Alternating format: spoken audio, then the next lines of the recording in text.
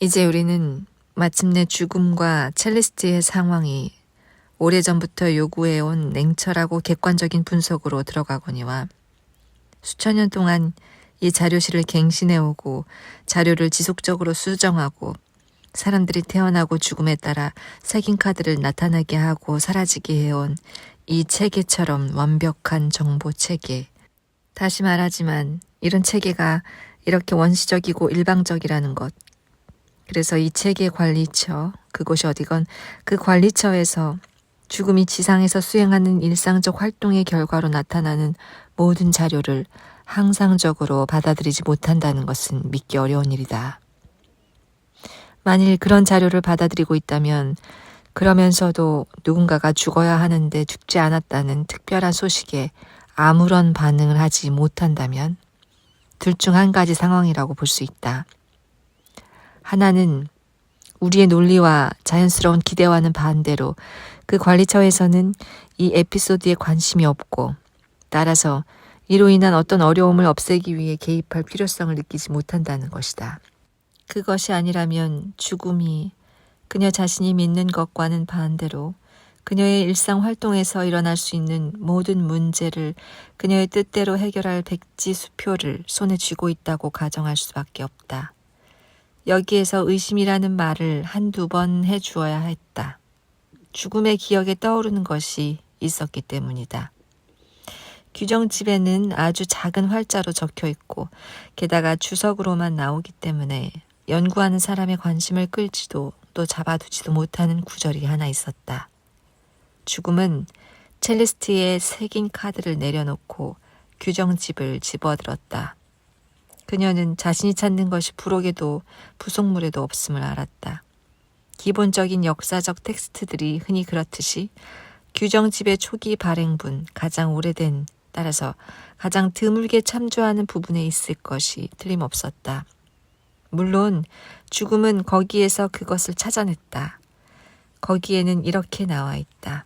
의심스러운 경우에 죽음은 가능한 한 빨리 자신의 경험에 따라 어느 때에나 그녀의 행동의 동기가 되는 절실한 요구를 충족시키기 위하여 필요한 조치를 취해야 한다.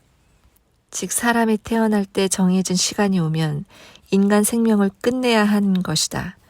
해당 자가 운명의 판단에 비정상적 수준의 저항을 하거나 이 규정을 작성할 때 예측하지 못했던 비정상적 요인이 나타나는 상황에서는 이 목적을 달성하기 위해 비정통적인 방법에 의존할 수도 있다. 이보다 더 분명할 수는 없었다. 죽음은 자유롭게 자신이 가장 좋다고 생각하는 방식으로 행동할 수 있었다.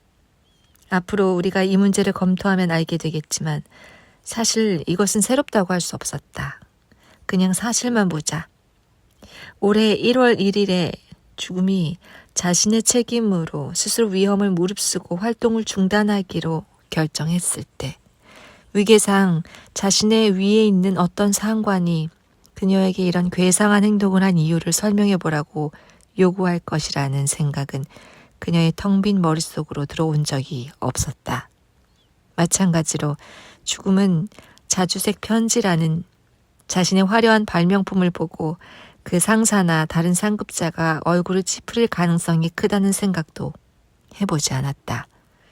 이런 것들은 자동 조종 장치에 의존하여 일하는 습관, 따분한 일상적 작업, 너무 오래 계속된 같은 일의 반복이 낳는 위험한 결과다. 어떤 사람이 죽음이라 해도 마찬가지다.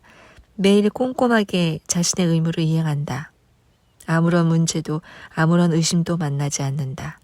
오로지 위에 있는 존재들이 세워놓은 규칙을 따르는 데만 집중을 한다. 그러나 시간이 지나도 아무도 이를 어떻게 하는지 살펴보러 오지 않으면 한 가지 현상이 반드시 나타난다. 그 사람은 사실 죽음도 이렇게 된 건데 자기도 모르게 자기가 하는 모든 일의 여왕이자 여주인인 것처럼 행동하는 것이다. 그뿐만이 아니라 언제 또 어떻게 그 일을 할 것인가를 두고도 같은 입장에 설 것이다. 죽음이 앞서 말한 중요한 결정, 좋든 나쁘든 이 이야기를 탄생시킨 결정을 내리고 이행하면서 상관에게 승인을 받을 생각을 하지 않은 것을 합리적으로 설명할 방법, 이것 말곤 달리 없다. 죽음은 그럴 생각조차 하지 않았다. 그런데 이제 역설적으로 인간의 생명을 자기 마음대로 처리할 힘이 결국 그녀만의 것이며 오늘은 물론이고 앞으로도 영원히 아무도 그녀를 불러 설명을 요구하지 않을 것임을 발견하여 기쁨을 억누르지 못하는 바로 그 순간. 영광의 향기에 그녀의 감각들이 취할 것만 같은 그 순간. 그녀는 두려운 생각, 막 발각되려는 찰나 마지막 순간에 기적적으로 들키지 않은 뒤 정말 아슬아슬했네 하고 말하는 사람에게 엄습하고 나는 두려운 생각을 억누를 수가 없었다. 그럼에도 어쨌든 이제 의자에서 일어나는 죽음은 여제다. 그녀는 산채로 묻힌 것처럼 이 얼어붙을 듯이 추운 지하의 방에 사는 것이 아니라 세상의 운명들을 관장하는 가장 높은 산의 꼭대기에서 살아야 한다. 그곳에서 자비로운 눈길로 인간 무리를 굽어보아야 한다. 그들이 쏜살같이 이리저리로 왔다 갔다 하는 것을 지켜봐야 한다. 사람들은 그렇게 왔다 갔다 하면서도 사실 모두 똑같은 방향으로 가고 있는 것을 모른다. 한 걸음 앞으로 나아가나 한 걸음 뒤로 물러서나 어차피 똑같이 죽음에 더 다가가는 것임을 모른다. 모든 것에는 하나의 끝밖에 없기 때문에 어떻게 해도 상관이 없다는 것을 모른다. 이 끝은 당신 자신도 마음 한구석에서 늘 생각해야 하는 것이며 당신의 가망 없는 인류의 검은 오점이기도 하다. 죽음은 새긴 카드를 손에 쥐고 있다. 이것으로 뭔가 해야 한다는 사실을 의식하고 있지만 무엇을 해야 할지는 모른다. 우선 그녀는 진정을 하고 자신이 전과 다름없는 죽음이라는 것, 그 이상도 그 이하도 아니라는 것, 오늘과 어제의 유일한 차이는 자신이 누구인지 더 잘 알게 되었다는 점임을 기억한다. 둘째로 마침내 첼리스트와 시시비비를 가려 결론을 낼 수 있게 되었다 해서 오늘 보낼 편지를 잊을 수는 없다. 죽음이 이런 생각을 하자마자 새긴 카드 284장이 즉시 책상 위에 놓였다. 반은 남자고 반은 여자였다. 그와 더불어 284장의 종이와 284장의 봉투도 책상에 놓였다. 죽음은 다시 앉아서 첼리스트의 새긴 카드를 한쪽에 치워놓고 편지를 쓰기 시작했다. 4시간짜리 모래시계의 마지막 모래알이 밑으로 떨어졌을 때쯤 죽음은 280번째 편지에 서명을 끝마쳤다. 1시간 뒤 봉투가 봉인되고 발송 준비가 끝났다.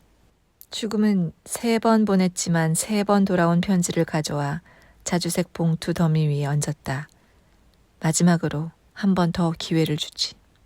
죽음이 말했다. 죽음이 왼손으로 관례적인 손짓을 하자 편지는 사라졌다. 10초도 지나지 않아 음악가에게 보낸 편지가 책상 위에 소리 없이 다시 나타났다. 그러자 죽음이 말했다. 그게 네가 원하는 거라면 좋아. 죽음은 새긴 카드에 생일을 지운 다음 이듬해로 고쳤다.